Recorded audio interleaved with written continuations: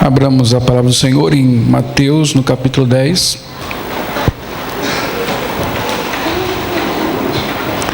Desta vez nós nos concentraremos nos versos 16 a 22. Mateus 10, 16 a 22. Estamos neste capítulo que fala sobre o chamado e o envio dos 12 apóstolos.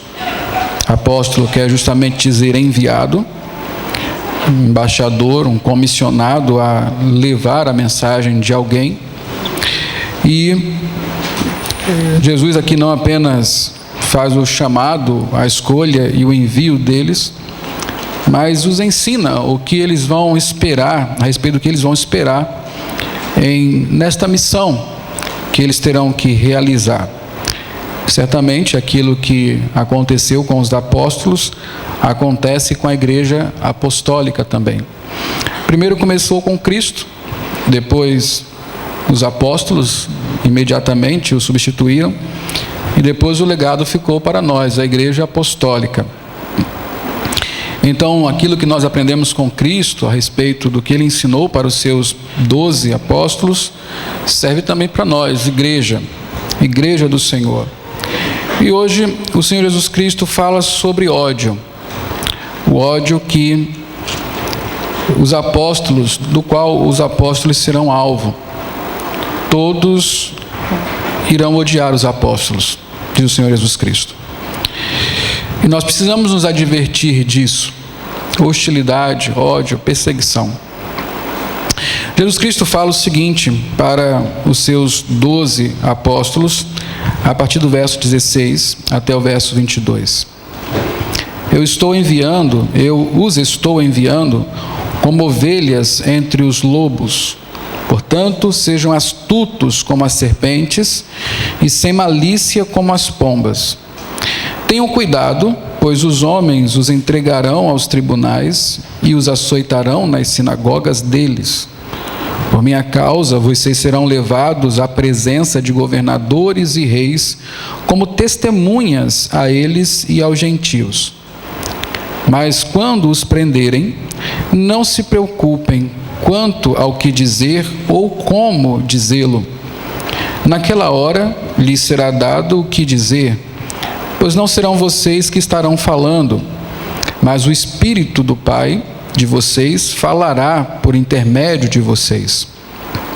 O irmão entregará à morte o seu irmão, e o pai o seu filho. Filhos se rebelarão contra seus pais e os matarão. Todos odiarão vocês por minha causa, mas aquele que perseverar até o fim será salvo. A passagem é muito objetiva, muito clara. Ela requer pouca explicação. Tão explícita ela é que dispensa muita explicação. Não há escapatórias, não há como fugir daquilo que ela nos diz. Sobretudo a expressão final de Cristo: todos odiarão vocês. É exatamente isso que Cristo quer deixar claro para os seus apóstolos. Mas vamos então, por parte, apenas destacando algumas coisas e aplicando às nossas vidas esta realidade da perseguição, do ódio, da hostilidade a respeito do Evangelho. E, logicamente, daqueles que pregam o Evangelho. Verso 16 diz assim: eu os estou enviando como ovelhas entre lobos. Portanto, sejam astutos como as serpentes, sem malícia como as pombas. Então, a primeira coisa aqui que deve ser observada é Jesus, primeiro, nos versículos anteriores, ele fala justamente isso, que algumas cidades não receberiam os apóstolos, que algumas casas, cidades seriam hostis, resistentes à mensagem. Agora, especificamente, Jesus está dizendo que não apenas serão hostis à mensagem, mas também serão hostis a respeito dos mensageiros. Eles se colocarão contra o próprio mensageiro e não apenas contra a mensagem. E aqui o que nós precisamos olhar, em primeiro lugar, é justamente a natureza do apostolado e a natureza de nós sermos enviados, embaixadores de Cristo. Jesus não nos faz de meninos de recado. O que um menino de recado é? Apenas alguém que pega uma notícia aqui e leva ali. Se a notícia desagrada aquele que é o receptor, não tem nada a ver com o menino de recado. Ele é apenas um mero instrumento. Ele não está envolvido com aquela mensagem. Fácil nós percebemos isso. Se eu chamo uma criança aqui e falo, olha, diga assim para fulano, ela vai lá e diz. Se o que ela disse desagradou ao tal fulano, ele não vai descarregar a sua ira contra ela. Ele sabe que ela é meramente um instrumento, é um leve trás. A mensagem que ela está transmitindo nada tem a ver com ela. Contudo, ser um apóstolo, e no nosso caso, sermos embaixadores de Cristo, chamados para anunciarmos o reino, representarmos o reino como igreja e como pessoas, não é uma coisa desse tipo de garoto de recado. O que nós aprendemos aqui é que a mensagem, o mensageiro, melhor dizendo, ele está vitalmente comprometido com a mensagem e com aquele que o enviou, como se fossem uma única coisa. Esse é o ponto aqui. Por que a mensagem é hostilizada e também o mensageiro é hostilizado? Porque este mensageiro está envolvido visceralmente, vitalmente com a mensagem. E mais do que isso, ele está envolvido com aquele quem o enviou. Ele está ligado intimamente com aquilo que ele prega. A sua própria vida, a sua própria existência é a própria mensagem do Evangelho sendo pregada.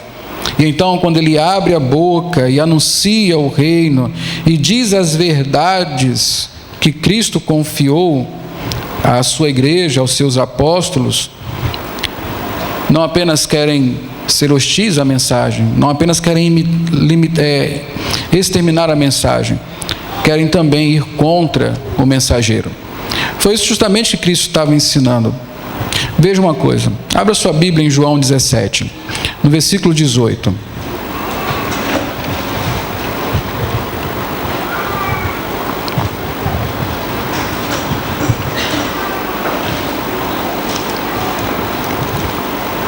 João 17 é onde fica a oração sacerdotal. E em um dos momentos desta oração, Jesus ora pelos seus apóstolos, por esses primeiros crentes, especialmente comissionados para anunciarem de primeira mão aquilo que viram e ouviram da parte de Cristo, e assim fundam a igreja do Senhor. No versículo 18, Cristo diz o seguinte, em sua oração, capítulo 17, verso 18: assim como me enviaste ao mundo, eu os enviei ao mundo. Assim como me enviaste ao mundo, eu os enviei ao mundo. A natureza do chamado, do envio do apóstolo e do nosso envio, lá depois no ID, o comissionamento da igreja, é da mesma forma como foi o envio de Cristo. Como Deus o enviou ao mundo? As profecias, o próprio Cristo, mais tarde os apóstolos, dizem que Cristo veio ao mundo e uma das coisas, um dos símbolos que são usados, uma das figuras justamente da ovelha muda, diante de tosqueadores. O cordeiro que foi morto. Cristo agora olha para os seus apóstolos e diz: eu estou enviando vocês como ovelhas entre lobos. Que situação é essa? A figura é muito clara. É uma figura de extremo perigo. É uma figura que nos faz pensar em desvantagem. Cristo pega 12 homens comuns, a quem ele chama de ovelhas, e diz: eu estou colocando vocês agora entre os lobos. O que você espera quando você contempla essa figura? Talvez você espere um massacre, mas não é bem assim. Porque ainda que a figura nos revele esse perigo, nós precisamos estar atentos para as promessas de Deus. Porque estas ovelhas que são colocadas diante dos lobos, elas não são ovelhas sem pastor.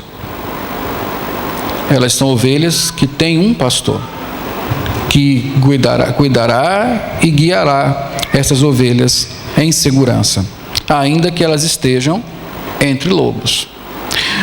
Continue aí no capítulo 17, e eu quero agora que você volte um pouco para o versículo 13. É o conteúdo completo desta parte da oração que fala sobre os apóstolos, quando Jesus intercede por eles. Então Jesus diz assim em sua oração, versículo 13: agora vou para ti, mas digo estas coisas enquanto ainda estou no mundo, para que eles tenham plenitude de minha alegria, da minha alegria. Dê-lhes a tua palavra, e o mundo os odiou, pois eles não são do mundo, como eu também não sou.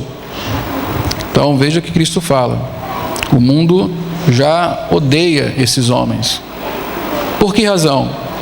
Por causa da palavra, por causa da mensagem que eles receberam, e não apenas receberam, mas receberam para enviar, para entregar, para proclamar. E por causa disso o mundo já os odeia, porque antes odiou ao próprio Cristo.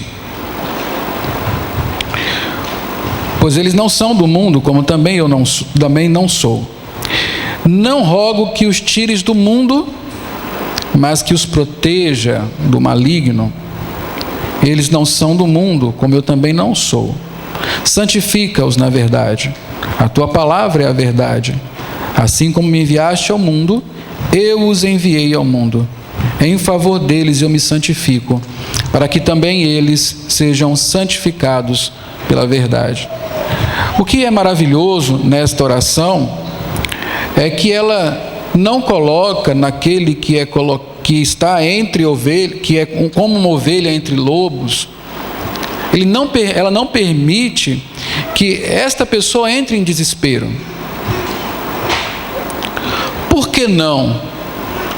Porque o supremo pastor, e aqui Cristo já exerce a sua função de sacerdote, que vive para interceder pelos seus, em sua oração final, em favor dos seus apóstolos e da sua igreja, ele pede: Pai, eu peço que o Senhor os livre do maligno.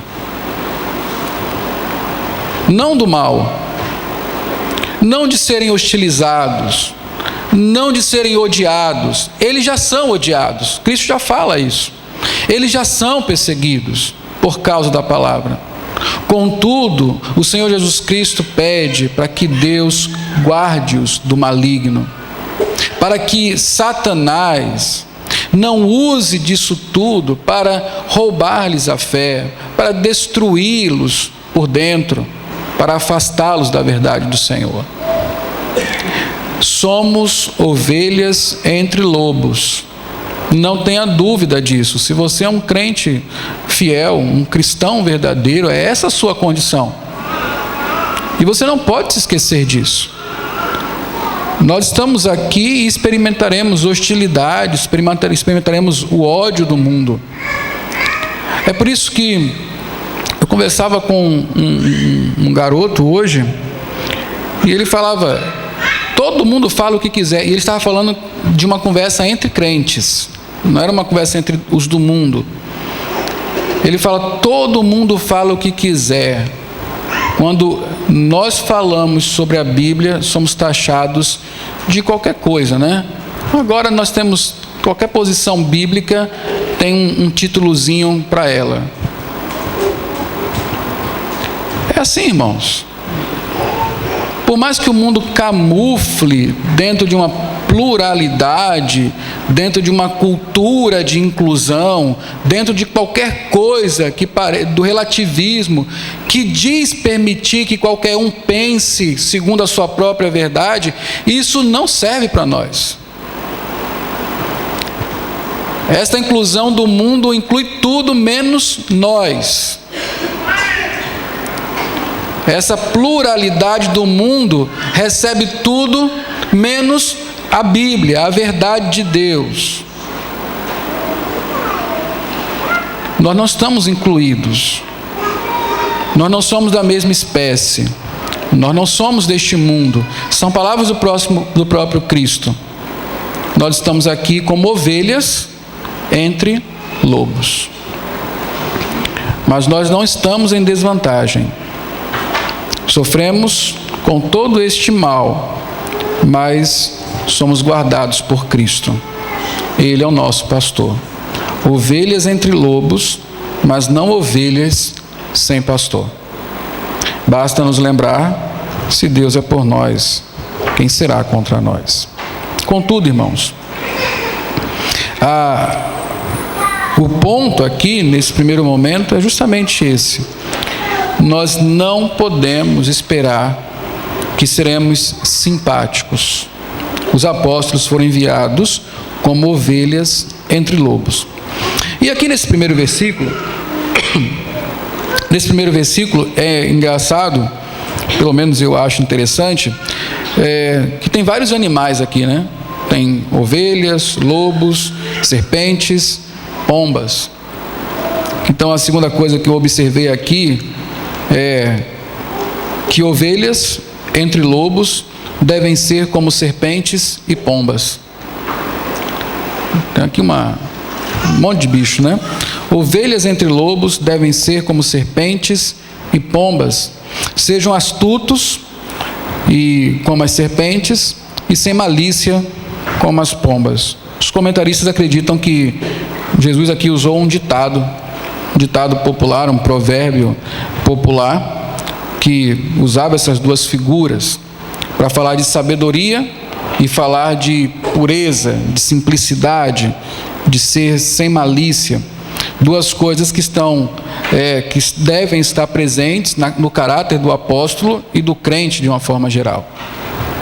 Quando você lê, por exemplo, Gênesis, e acredita que é daí que vem a comparação da serpente com a sabedoria, lá diz que a serpente era um bicho muito astuto, muito perspicaz, e não é de forma negativa. Ali se fala de ela ser perspicaz mesmo, sábia, né? Ter entendimento, conhecimento. Então, essa é uma boa comparação. Nós devemos ter esse tipo de sabedoria, de perspicácia, quando somos enviados ao mundo, e ao mesmo tempo manter um caráter puro. Mesmo sendo ovelhas em meio a lobos, nós não somos, Cristo não nos manda a agir como lobos. Qual seria a melhor estratégia? Ser como lobo, se tornar igual, intimidar. Não, Cristo usa outras duas figuras: serpente, como símbolo de sabedoria, de perspicácia, de esperteza, no bom sentido, e de pureza, representada pelas pombas. Melhor explicado fica, eu creio, pelo apóstolo Paulo, esses termos. Romanos 16, 19, abra sua Bíblia, Romanos 16, 19.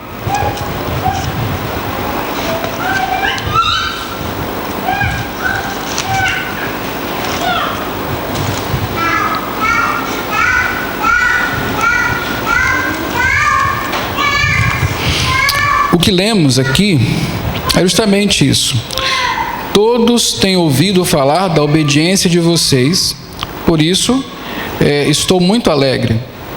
Agora observe: mas quero que sejam sábios em relação ao que é bom e sem malícia em relação ao que é mal.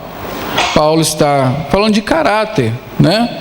Sabedoria para fazer o bem, para fazer as coisas boas, para com as coisas boas, e sem malícia para o mal. Sabedoria e pureza. É isso que nós precisamos. São armas, são atitudes, é a maneira de ser de um embaixador de Cristo, mesmo estando entre lobos. É engraçado isso, porque quando nós paramos para pensar sobre estratégias da igreja, para ela se tornar relevante, para ela conquistar, enfim, nós muitas vezes estamos abraçando características de lobos. Não uma sabedoria, mas uma esperteza maliciosa, muitas vezes. Queremos usar as mesmas ferramentas dos lobos. Não é assim que Cristo nos ensina. O que nós precisamos fazer é aceitar que somos ovelhas e que estamos entre lobos, e precisamos manter esse caráter de ovelha, custe o que custar, com sabedoria. E a sabedoria, nós sabemos, envolve temer a Deus, andar nos seus caminhos, que contribui com a pureza, com a falta de malícia, com o afastamento do mal. Veja, nós estamos no mundo e não usamos as armas do mundo, ainda que isso nos traga dentro do mundo desvantagem. Nós precisamos manter o nosso caráter, é o que Cristo está dizendo. Eu estou enviando vocês como ovelhas entre lobos, mas não percam o caráter. Continuem a ser ovelhas. Sejam simples como a pomba, sejam sábios como a serpente. É engraçado Cristo nos falar isso, nos manter novamente em mansidão. Creio que aquilo que nos faz descansar desta forma é a consciência de que nós estamos no mundo, somos ovelhas entre lobos, mas temos um pastor que cuida de nós. A segunda coisa, nesse texto, melhor dizendo, a segunda parte desse texto nos fala sobre quem irá nos perseguir. Quem irá nos perseguir? Então, no versículo 17, o que nós lemos, voltando para Mateus 10, é o seguinte: tenham cuidado, pois os homens os entregarão aos tribunais e os açoitarão nas sinagogas deles. Judeus, né? Sinagoga. Por minha causa, vocês serão levados à presença de governadores e reis, como testemunha a eles e aos gentios. Os gentios. Mas quando os prenderem, não se preocupem quanto ao que dizer ou como dizê-lo. Naquela hora, lhes será dado o que dizer, pois não serão vocês que estarão falando, mas o Espírito do Pai de vocês falará por intermédio de vocês. Judeus e gentios vão concordar em alguma coisa. Vão concordar em serem hostis contra os mensageiros de Cristo. Dois povos que não conversam, que não andam juntos, vão concordar em uma coisa: serem hostis contra Cristo. Por que se amotinam as nações? Por que os reis da terra se coligam a uma contra o Senhor e contra o seu ungido? Como nós lemos no Salmo 2. Essa é uma questão importante aqui. O mundo inteiro está contra Cristo, e contra você e contra mim. A palavra que é usada aqui constantemente, entregarão aos tribunais, serão levados às sinagogas, prenderem, no grego é uma palavra só. A mesma palavra que é usada para contar a história da traição de Cristo. O que ele está dizendo aqui é que vocês serão entregues ou traídos por todos os povos. Vocês têm que ir para todos os povos. E em todos os povos vocês vão encontrar pessoas dispostas a entregarem vocês e punirem vocês por minha causa. Não haverá nenhuma cultura, não haverá nenhum lugar seguro para vocês, enquanto vocês estiverem pregando o reino. E é interessante você saber disso, porque não há lugar mais crente do que outro lugar. Não há lugar melhor do que outro lugar no que diz respeito à recepção do Evangelho. Ontem nós fomos a Frei Paulo e tinha uma festa lá da padroeira dos caminhoneiros. A procissão propositalmente escolheu passar pela porta da igreja. E os caminhões paravam na porta da igreja, que nós estávamos, onde estávamos cultuando, e apertavam suas buzinas no último. E isso aconteceu, sei lá, uns 40 minutos, meia hora, não sei. A primeira parte da minha palestra foi completamente perdida, porque não havia condição de se ouvir.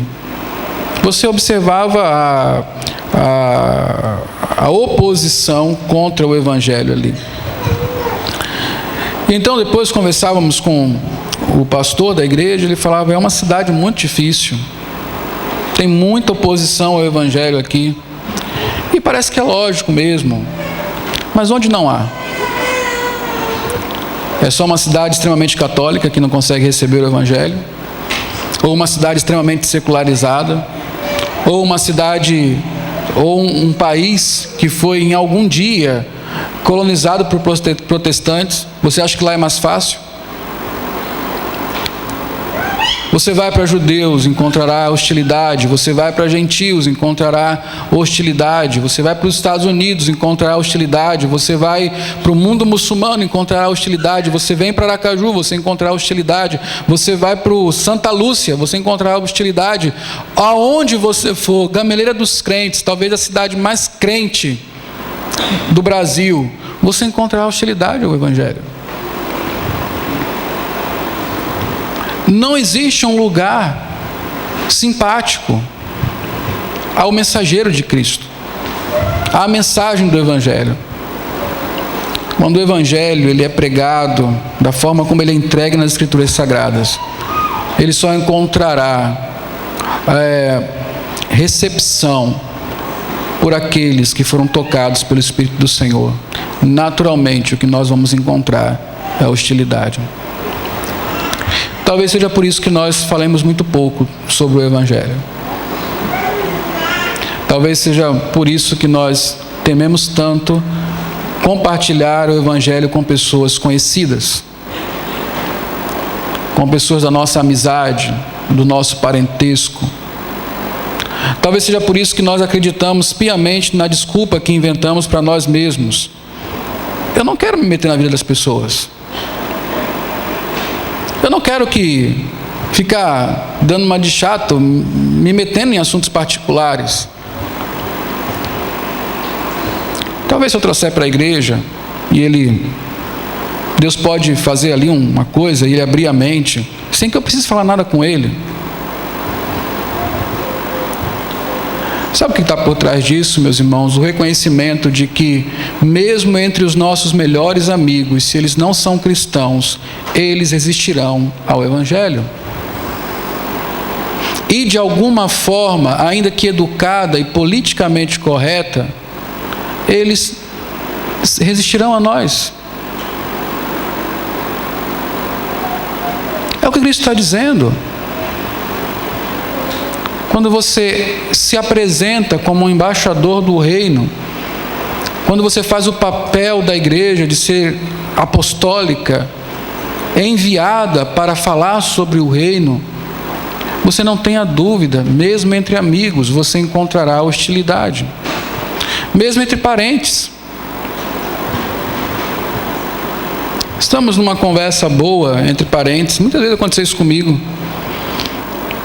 De repente, surge o Evangelho. De repente, eu tenho que colocar uma posição por causa do Evangelho, explicá-la por causa do Evangelho. E já que somos parentes, ninguém quer perder um parente, as pessoas falam, não, vamos parar por aqui. Mas se continuar dali, haverá uma discussão, uma briga, um desconforto no mínimo. Mesmo entre amigos, nós encontraremos hostilidade contra o Evangelho. Por que foi assim? A palavra que eu destaquei aqui, ser levado, prender e tal, que diz que é a mesma palavra que foi usada para Cristo quando ele foi traído, preso e tudo mais, é justamente isso, porque farão conosco o que fizeram com Cristo. Ser um mensageiro, ser um apóstolo, ou no nosso caso, ser embaixadores, nos coloca vitalmente ligados à mensagem e a Cristo. O que fizeram com Cristo, farão conosco. E nós não podemos nos iludir achando que é o contrário, achando que será diferente. Os homens nos entregarão. Os homens, se não forem transformados, eles vão querer o nosso fim. Mais uma vez, não precisa ter preocupação. E aqui eu fiquei pensando o seguinte, quando Jesus fala assim, mas quando os prenderem, não se preocupem quanto ao que dizer ou como dizê-lo. Naquela hora, lhe será dado o que dizer. Não é simplesmente aquela situação onde você se encontra com um amigo, está na casa dele, ou enfim, você está com um amigo e de repente ele surge no coração dele uma curiosidade. Não sei se já aconteceu isso com você. E ele fala assim, você pode me falar sobre o Evangelho? Você pode me explicar a sua fé? Isso já aconteceu com você? E naquele momento você disfarça, mas sua mão fica gelada. Você começa a ficar nervoso. Você começa a pensar, por onde começa? E o que eu vou explicar agora? Que palavras escolher para não ofender o meu amigo com o que eu tenho que falar para ele? E quando chegar no ponto do pecado, e se ele perguntar sobre a vida dele, o que eu vou dizer? Ainda que essa situação seja uma situação onde o Espírito Santo do Senhor irá nos auxiliar, se nós de fato nos colocarmos à disposição para sermos um instrumento, porque muitas vezes o que nós queremos é fugir. Mas não é essa a situação aqui. A situação aqui é que estes homens estão sendo presos, acusados por alguma coisa, e eles precisam agora falar a respeito da fé deles. E falar disso pode custar-lhes a vida. Eu fico pensando nas tentações, né? Imagine você preso por causa do Evangelho e, por exemplo, em Roma, uma das acusações contra os cristãos é que eles eram ateus, porque não tinham imagens, então eles não adoravam Deus nenhum. Você podia adorar todos os deuses, mas não poderia, era proibido não adorar. Ou que eles comiam crianças, ou que bebiam sangue de pessoas por causa da ceia. Havia várias acusações. Agora você imagine Pedro no Sinédrio, os homens falando lá, olha, se vocês não pararem de falar de Cristo, vocês vão apanhar, vão ser presos, vão até ser mortos. Qual é a tentação aqui? Como é que eu vou me defender dessas acusações? Como é que eu vou livrar a minha pele? Talvez seja essa grande tentação. Buscar uma explicação diante dos seus acusadores, diante do seu juiz, a fim de poder se livrar disso. Talvez seja essa preocupação. O que falar para não sofrer o dano? Eu estou preso por causa disso. Cristo fala, nem se preocupe com o que falar. Nem se preocupe em como falar. Naquela hora o Espírito Santo falará por vocês. Porque vocês servirão de testemunha para eles.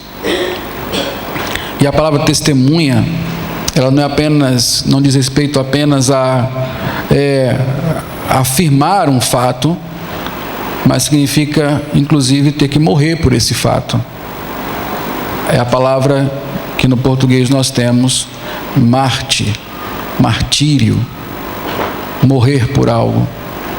O testemunho podia ser simplesmente a pregação da mensagem, afirmar, proclamar o Evangelho, mas o testemunho podia ser a morte por causa do Evangelho.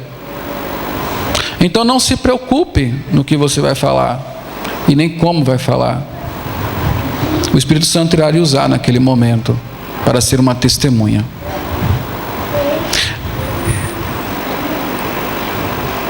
Ser testemunha de Cristo. Ser uma testemunha de Cristo. Eles foram escolhidos para isso, porque viram e ouviram em loco, pessoalmente, porque andaram com Cristo. E eles transmitiram isso, que chega até nós, para que nós testemunhemos de Cristo. Até que ponto vai o nosso testemunho? Até que ponto vai o nosso testemunho? Certa vez vi um homem, um historiador,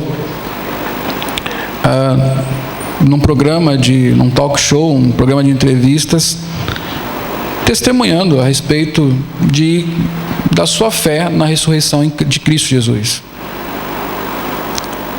E era simplesmente, quando faltam argumentos, as piadas são abundantes. E como tentar escarnecer, zombar daquele homem, e ele, pelo que cria e pelo que havia cientificamente estudado, continuava afirmando a sua fé.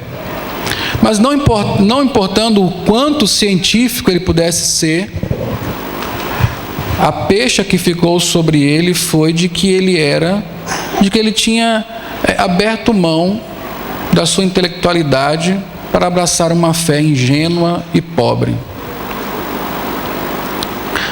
Imagine o testemunho desse homem, ele deve ser um professor universitário, qualquer coisa assim, no meio acadêmico. Tem até o termo, né? Suicídio acadêmico. Talvez agora ele fosse desrespeitado pelos seus alunos. Como um professor de história acreditar em ressurreição dos mortos? O testemunho dele lhe custou caro. Lembre-se mais uma vez, ser um embaixador de Cristo é estar vitalmente envolvido com a mensagem. Nós não somos garotos de recado. A mensagem está dentro de nós. É como se nós mesmos fôssemos a mensagem. Que Pedro nos chama de cartas, Paulo nos chama de cartas vivas. As nossas vidas. A nossa mensagem nos compromete. Mas não se preocupem, diz Cristo. Não se preocupem. O Espírito Santo usará vocês como testemunha. Você está disposto a ser uma testemunha de Cristo? Por mais que isso possa parecer estranho e ridículo ao mundo. Eu tenho traduzido alguns textos sobre dinossauros. 2 já estão publicados no site da Educar. Como você falar sobre criacionismo lhe parece ridículo, né? Não, eu creio que o mundo foi criado em 7 dias de 24 horas por Deus, exatamente como está escrito em Gênesis, e que não há outra possibilidade, nem por fé, nem por lógica, de ter acontecido de outra maneira. Isso é loucura. Isso não pode ser. Me prove o contrário. Ainda que o outro lado seja muito mais absurdo, é muito mais fácil proclamar aquilo. As pessoas recebem aquilo ali como se fossem o auge da inteligência.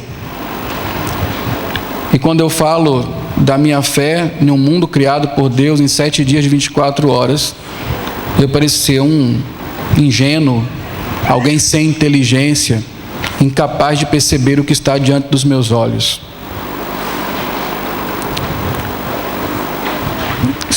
Olhe, esses 2 exemplos que eu dei são os menores, os menos comprometedores.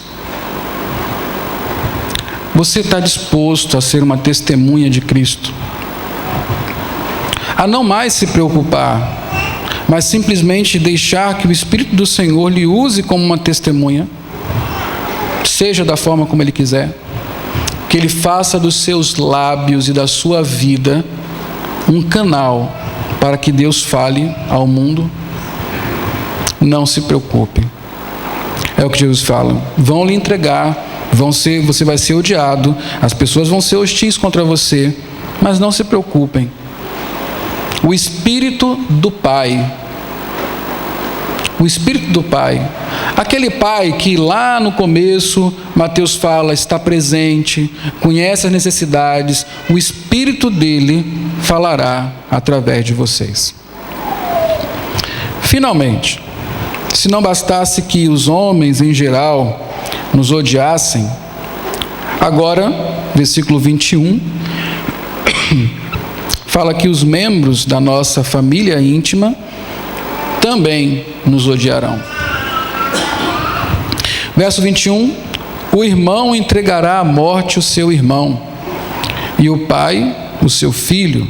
Filhos se rebelarão contra os seus pais e os matarão. A Bíblia fala tanto sobre família, sobre a importância da família. Filhos, honrem os seus pais. Pais, não provoquem a ira aos seus filhos, antes criem os seus filhos na disciplina, demonstração do Senhor. Maridos, amem as suas esposas.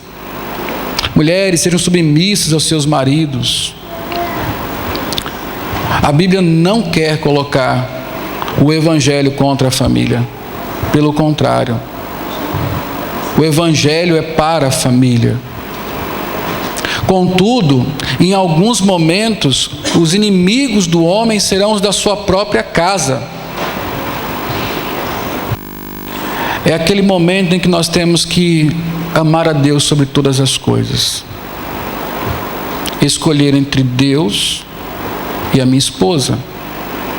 Entre Deus e o meu filho. Entre Deus e o meu pai.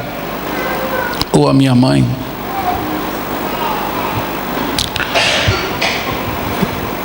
Quando eu era seminarista, eu participei do discipulado de uma moça e os seus pais eram muito católicos mesmo, portugueses, devotos de Fátima, muito católicos. No dia que ela resolveu fazer profissão de fé, ela me perguntou o seguinte: eu devo contar aos meus pais que vou fazer profissão de fé? Eu expliquei para ela, é uma pública profissão de fé. Você precisa contar aos seus pais. Ela não estava com medo de hostilidade. Ela estava com medo de decepcioná-los apenas. E ela precisava fazer uma escolha. Quem ela iria decepcionar? O seu Salvador ou os seus pais? Ela escolheu decepcionar os pais. Irmãos, é assim que é o Evangelho. O Evangelho trata-se de amar uma coisa de forma absoluta, Deus. E por Ele, abrirmos mão de coisas preciosas. Mulher, pai, mãe e filhos. E aí nós nos colocamos em muitas situações na nossa vida que nos mostram que não é assim na prática. Quantos pais amam mais os seus filhos do que a Deus? Quantos maridos amam mais as suas esposas do que a Deus? Quantas mulheres amam mais os seus maridos do que a Deus? Quantos de nós abrimos mão do Evangelho, da mensagem, da proclamação dentro de casa, porque não queremos enfrentar a hostilidade, a rejeição, a resistência dos nossos próprios de casa? Eu não posso falar sobre isso com meu filho, ele não vai aceitar, ele não vai resistir, eu cedo ao meu filho então. Quantos pais crentes, de filhos que frequentam a igreja, aceitam nos seus lares a imoralidade dos seus filhos, a falta de caráter dos seus filhos, a irresponsabilidade dos seus filhos e não os questionam, não os repreendem, não os exortam. Quantos maridos observam suas mulheres, ditas crentes também, vivendo de uma forma errada, vivendo em fofoca, vivendo em consumismo, dominando os seus lares, criando coisas horríveis, intrigas, e não as repreende.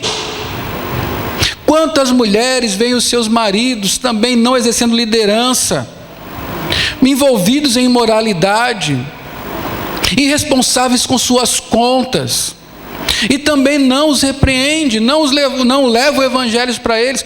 Quantas vezes nós nos calamos porque temos medo de perder o amor dos nossos e não temos o medo de perder o amor de Deus? Ou melhor, deixa eu corrigir a frase, não temos medo de mostrarmos que não amamos a Deus mais do que amamos a eles. Quantas vezes nós somos perseguidos dentro da nossa própria casa e aceitamos a perseguição calados? Não é para ser assim, irmãos. Esse tipo de amor não é nem amor a Deus, nem amor àquele que nós estamos enganando por não lhe abrirmos os olhos. Isso é um egoísmo, um amor de si próprio. Os inimigos do homem serão da sua própria casa.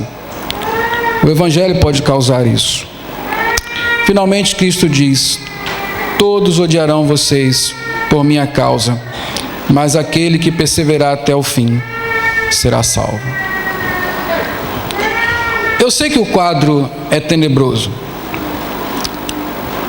mas eu não o pintei. Ele está descrito pela palavra do Senhor. Esta é a realidade. Falar qualquer coisa diferente disso é uma mentira, é um engano. Esta é a realidade. Talvez nós não percebamos essa realidade porque já cedemos, porque já sabemos lidar com ela de forma que ela não nos atinja.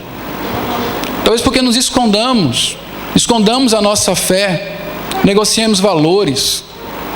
Talvez porque não seja tão claro que nós somos embaixadores cuidando dos interesses do nosso rei. Mas tente ser diferente. Busque ser fiel. Seja piedoso. Não agrida as pessoas, não. Simplesmente tente ser coerente com aquilo que você confessa, com aquilo que você diz crer. E você vai perceber que a primeira hostilidade você vai encontrar em seu coração. É a primeira perseguição que você irá enfrentar de você mesmo. Todos odiarão vocês. Nós fomos enviados como ovelhas entre lobos. A esperança é que Cristo foi à cruz do Calvário. Ele subiu aos céus. De lá ele intercede por nós. A sua oração é: Pai, livra-os do maligno. Somos ovelhas entre lobos, não somos ovelhas sem pastor. Que a graça do Senhor nos fortaleça para cumprirmos o nosso martírio, o nosso testemunho de sermos a voz de Cristo para os povos. Que Ele nos abençoe. Curve sua cabeça. Vamos orar ao Senhor.